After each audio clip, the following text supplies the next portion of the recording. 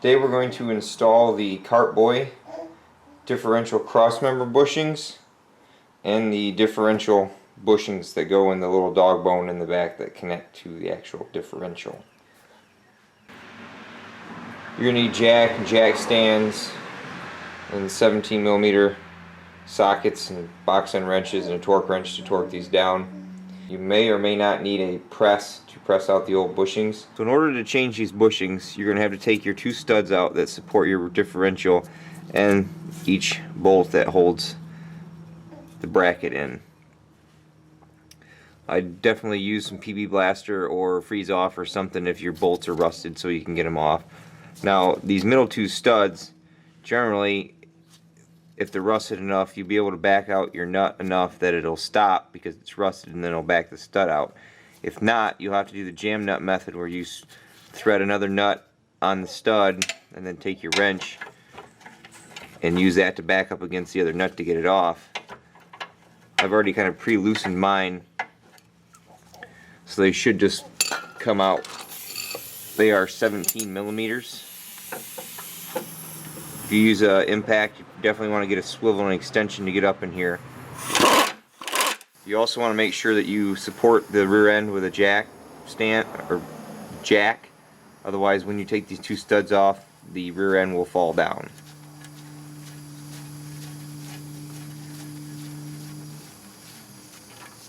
There's your stud. You saw the rear differential drop there a little bit. Now you actually do have to drop it a little more to get the bolt out for the bushing, otherwise it will hit your CV shaft, so you can just kind of let it down enough that it's going to hang out of the way, and then you can, I've got this one loose, or I did.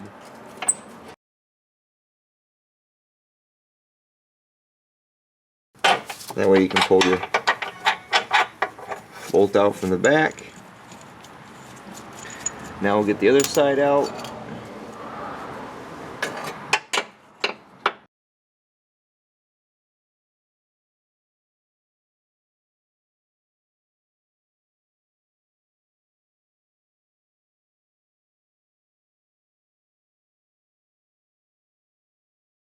So once you get your two studs out and your two outside bolts, your bracket should just pull down here. It is marked up in case you forget which way it goes back in there. So now we need to swap the bushings out. So here are our stock differential bushings. They're really flimsy. I actually got them out. The first one I pressed out and it came out really easy. The second one I started to press out and I just grabbed a flat blade screwdriver and stuck it around there and pushed it out, but they're not very firm. Here's the Cartboys.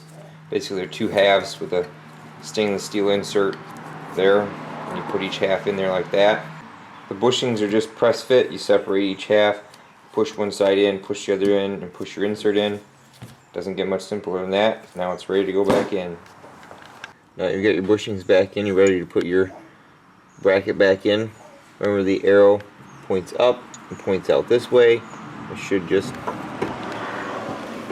slip back in like this,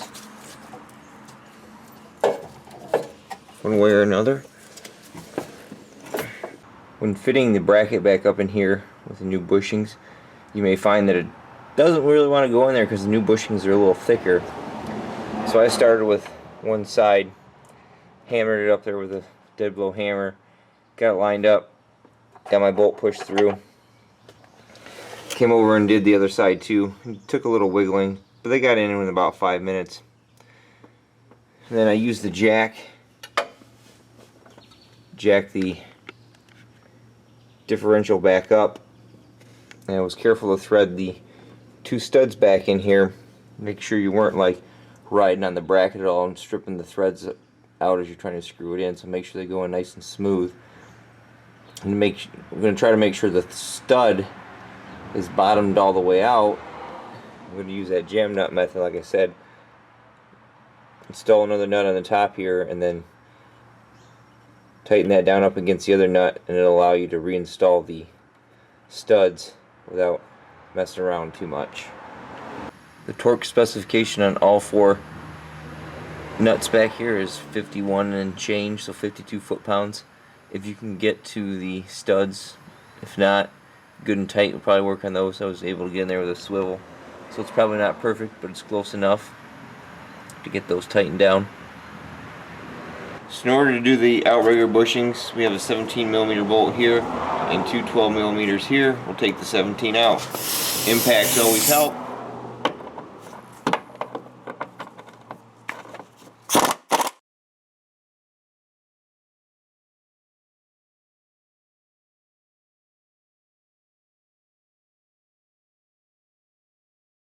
Now your plate comes down. Just as a precaution, you may want to grab a tap and chase the threads out for these holes, so you definitely don't want to strip these out. It's a M12 by 1.25.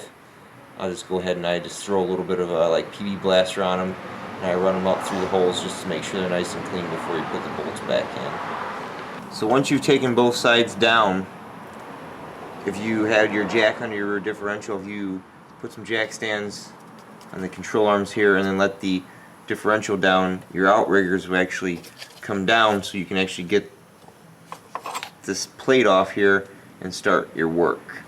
Now you've got your plate. You're going to use the thicker bushing on the 2002 WRX. This thinner bushing is not used. This is for the older style, so you can just leave that to the side. Most of the instructions tell you to grease this bushing pretty good. And then pretty much you're just going to come back under the car and then place it right on top of the outrigger like that. It should just kind of sit there. And then you take this other bushing, the smaller, thicker one too, grease that one up, it says. And that one goes on the bottom right here, and you just kind of stick that little guy in there like that. It should kind of stay. Maybe. No, I probably got too much grease on it. So grab your retaining plate and your 17mm bolt, and you just kind of want to push up on it as you're trying to thread it in there and start to tighten it up. You just want to start tightening it up.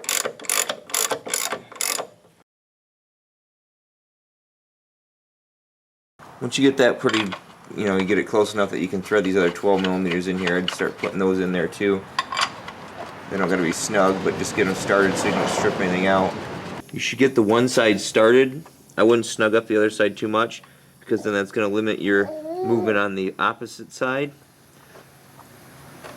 So I would start that and get it close, and then come over here and then do this side, and then start tightening everything down. The torque specifications on the 12mm bolts are 24 foot-pounds, or if you want to round up to 25. The 17mm bolt is torqued to 75 foot-pounds. And once you've done that, you can jack your car back up, take your jack stands out, and go for a ride. I know from a couple of threads, people had vibration and noise issues at 80 miles an hour with the original thick bushings that they say to use, so they went back and put the thinner ones in, and the vibration went away. So we'll just keep these to the side just in case we need them, and we'll go for a ride and see what they do.